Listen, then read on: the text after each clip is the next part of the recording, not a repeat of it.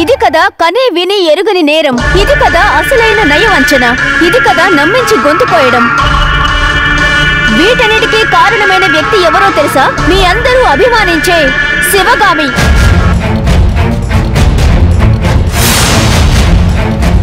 అమ్మా, నాన్న, అమ్మా, నాన్న.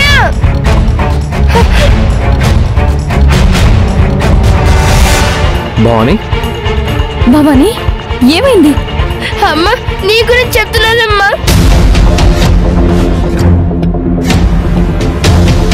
బిజినెస్ ప్రపంచంలో పేరుగాంచిన వ్యక్తి, వ్యాపార రంగంలో అందరికీ తెలిసిన పేరు. ఆ వ్యక్తి ఇప్పుడు ఒక స్కామ్ కి కారణమైంది. What is this Arjun?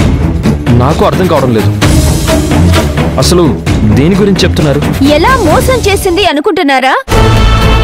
Sivagami కొత్తగా ఒక హౌసింగ్ ప్రాజెక్ట్ స్టార్ట్ చేసింది. అదే భైరవి హౌసింగ్ ప్రాజెక్ట్. అది మామూలు ప్రాజెక్ట్ లానే ఉన్నా ఏ సమస్య లేదు.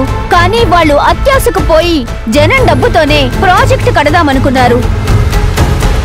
ఒక్కొక్కరి దగ్గర 75 లక్షలు వసూలు చేశారు. సంవత్సరం తిరిగేసరికి 1,25,00,000 విలువైన ఫ్లాట్ ఇస్తామన్నారు. సెలబ్రిటీ చేత యాడ్ చేయించారు. జనాల్ని నమ్మించారు. నమ్మిన జనం తాము కష్టపడి కూడబెట్టిన డబ్బును వాళ్ళకి కట్టారు. దాదాపు 750 మంది వరకు డబ్బులు కట్టి మోసపోయారు. దాదాపు 560 కోట్లు.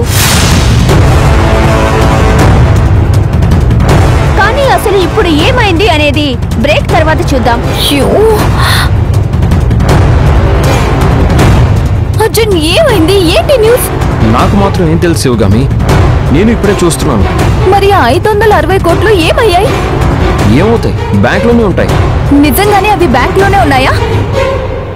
ఆ బెనర్జీ వాళ్ళు కనిపించట్లేదని, కాంటాక్ట్ లో లేరని నువ్వే చెప్పావు కదా. అవును, దానికి దీనికి సంబంధం ఏముంటుంది? మరి ఏంటిది? ఎందుకు మనం మోసం చేశామని చెప్తున్నారు? ఇప్పుడు అసలు విషయానికి వద్దాం. శివగామి కలెక్ట్ చేసిన మనీ ఇప్పుడు ఎక్కడ ఉంది?